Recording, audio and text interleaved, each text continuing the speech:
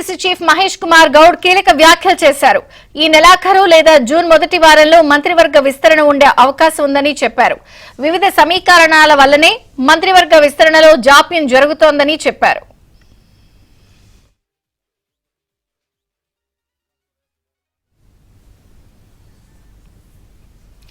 TPCC chief Mahesh Kumar Goud కీలక వ్యాఖ్యలు చేశారు. సమీకరణల వల్లనే విస్తరణలో జాప్యం జరుగుతోందని, ఇక త్వరలో మంత్రివర్గ విస్తరణ ఉంటుందని చెప్పారు.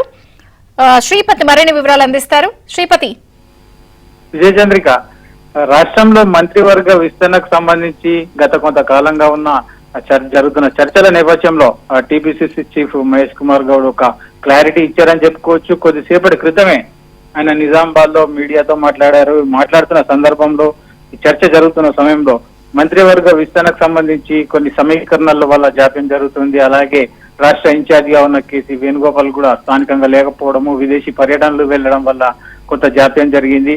ఎట్టి పరిస్థితుల్లోనూ రాబోయే 15 నుంచి 20 రోజుల లోపల మంత్రివర్గ విస్తరణ జరగనుందని చెప్పి మహేష్ గౌడ్ స్పష్టం చేశారు. అంటే ఈ నెలాఖరులో కావచ్చు లేదా వచ్చే నెల మొదటి వారంలో మొత్తానికి మంత్రివర్గాన్ని విస్తరించే అవకాశాలున్నాయి, మంత్రివర్గాన్ని ప్రకటించే అవకాశాలున్నాయని మహేష్ గౌడ్ చెప్పారు.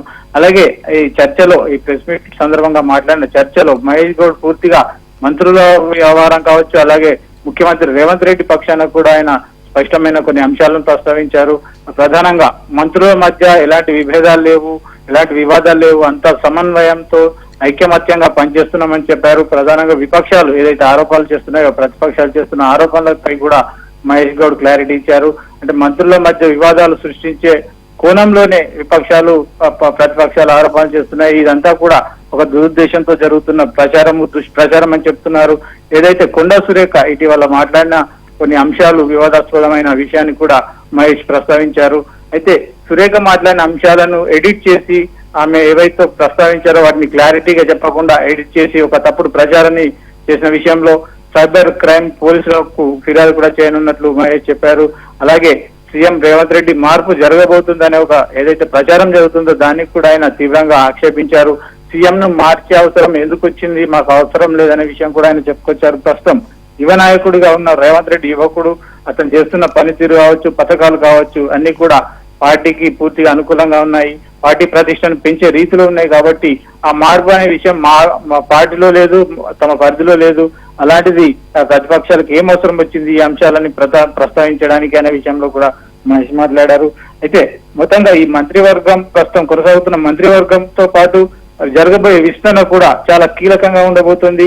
కొత్తగా వచ్చే మంత్రులకు కావచ్చు, వారికి కేటాయించాల్సిన శాఖలకు సంబంధించి కూడా ఇప్పటికే కసరత్తులు పూర్తయిన విషయంలో కూడా మహేష్ స్పష్టతనిచ్చారు. విజయచంద్రిక. Thank you Sripati.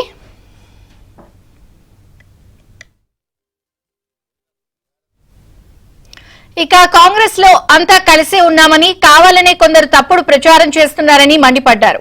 మంత్రి కొండా సురేఖ వ్యాఖ్యలను వక్రీకరించారని, తప్పుడు ప్రచారంపై సైబర్ క్రైమ్ పిఎస్ లో కేసులు పెడతామని హెచ్చరించారు. పోయిన బీఆర్ఎస్ టైంలో మంత్రులు తీసుకున్నటువంటి కమిషన్లు మాట్లాడితే ముందు వెనక తోకలు కట్ చేసి దాన్ని ఎడిటింగ్ చేసి దాన్ని కేసు చేస్తున్నట్టు.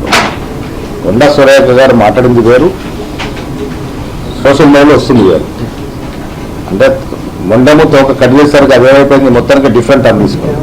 అందుకే ఇప్పుడు సోషల్ మీడియా వాళ్ళు ఎవరైతే దీన్ని పెట్టినారో వాళ్ళ మీద సైబర్ క్రైమ్ డిపార్ట్మెంట్లో కేసు చేయడం జరుగుతాం.